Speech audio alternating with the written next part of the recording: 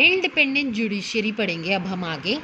Independent judiciary की अगर बात की जाए तो इंडिपेंडेंट जुडिशरी का मतलब होता है कि जो जुडिशरी होती है वो क्या होती है, स्वतंत्र होती है, उसके ऊपर किसी का कंट्रोल नहीं होता, उसकी अपनी पावर होती है और अपनी पावर के अकॉर्डिंग वो डिसीजन ले सकती है। इसका मतलब इंडिपेंडेंट जुडिशरी का अगर हम सिंपल मीनिंग देखें तो यही होता है कि इम्पार्शियलिटी ऑफ जज and judiciary is most important. कि भाई जो क्या होगा, जो जजेस होंगे वो इम्पार्शियलिटी नहीं करेंगे, वो किसी के बीच में भी भेदभाव नहीं करेंगे, वो हमेशा पार्शियल रहेंगे। अगर कोई पॉलिटिशियन है, ठीक है, पॉलिटिशियन ने क्या किया था, जो जज डिसीजन लेगा उसको उसने अपॉइंट किया है, तो वहाँ पे क्या करेगा जज का, अगर उसका पॉलिटिशियन का कोई केस आता है तो वो क्या करेगा, पॉलिटिशियन की हेल्प करेगा, उसे वो पनिशमेंट नहीं देगा, या फिर वो उसका रिलेटिव है तो वो उसे पनिशमेंट नहीं देगा। लेकिन क्या होता है जुडिशरी में, ऐसा कुछ भी नहीं होता है। अगर वहाँ पे पॉलिटिशियन की गलती है तो जज वहाँ पे उसे पनिशमेंट देता ही देता है। अगर वहाँ पे उसे बचाएगा वो, तो वहाँ पे वो उससे पार्शियलिटी की उसके साथ। लेकिन अगर वहाँ पे उसने पार्शियलिटी नहीं करता है और उसे पनिशमेंट देता है तो वो इम्पार्शियल रहा। तो अगर हम जुडिशरी की बात करें तो जुडिशरी क्या करती है, कभी भी अपने रिलेशन के अकॉर्डिंग उनकी हेल्प नहीं करती है लोगों की। जज होता है वो अपने अकॉर्डिंग डिसीजन लेता है, अपनी पावर के अकॉर्डिंग, उसके लिए उसकी पावर इम्पॉर्टेंट होती है, ना कि वो जो व्यक्ति उसका रिलेटिव है वो इम्पॉर्टेंट, बल्कि उसके लिए क्या होता है, जो डिसीजन होता है वो ज़्यादा इम्पॉर्टेंट होता है। जो जज होता है वो किसी के ऊपर भी डिपेंड नहीं होता है, ना किसी पॉलिटिशियन से उसका कोई रिलेशन होता है। तो हम इसको कैसे इंश्योर कर सकते हैं कि भाई जो जुडिशरी है वो एक तरीके से किसी की भी फेवर में डिसीजन ना ले या फिर किसी को एक पर्सन को सपोर्ट ना करे। तो इसमें क्या होता है, जो जुडिशरी होती है उसे पूरी इंडिपेंडेंट दी जाती है कि वो अपने जो डिसीजन ले वो पूरा स्वतंत्र होकर अपने डिसीजन ले। तो इसमें क्या होता है, जो पावर होती है वो हमने देखा कि जो लेजिस्लेटिव होती है भाई उसने अपना कानून बनाया, एग्जीक्यूटिव ने उसे लागू किया, जुडिशरी ने देखा कि भाई कोई लॉ ठीक नहीं है तो उसे रिमूव कर दिया, और ठीक है तो उसमें कोई चेंज करना है तो वो चेंज कर दिया।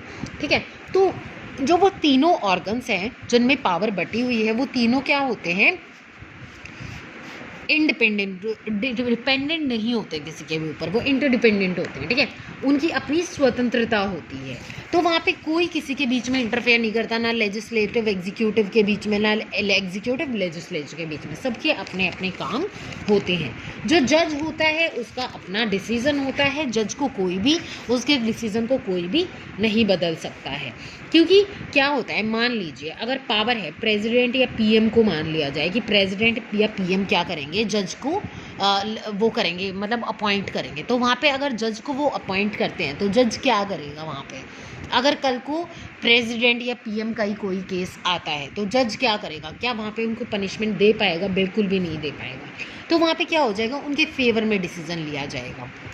तो वहाँ पे क्या होता है, इसलिए क्या होता है, जो जज होता है वो अपने आप अपॉइंट किया जाता है, सुप्रीम कोर्ट उसे अपॉइंट करता है, और जब सुप्रीम कोर्ट उसे अपॉइंट करता है तो वहाँ पे जो भी डिसीजन लिया जाता है वो किसी के फेवर में नहीं लिया जाता। अगर किसी के लिए पनिशमेंट होती है तो पनिशमेंट भी उसे दी जाती है।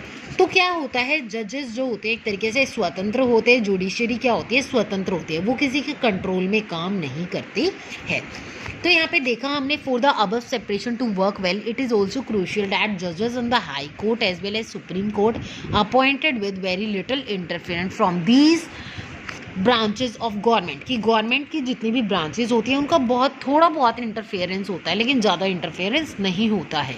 Once appointed to this office, अगर एक बार जज वहाँ पे अपॉइंट हो जाता है, it is also very difficult to remove a जज, तो हम किसी भी जज को वहाँ से नहीं हटा सकते हैं। अब हम इधर देख लेते हैं, it is the independence of the judiciary that allows the court to play a central role in ensuring that there is no misuse of power by legislature and the executive.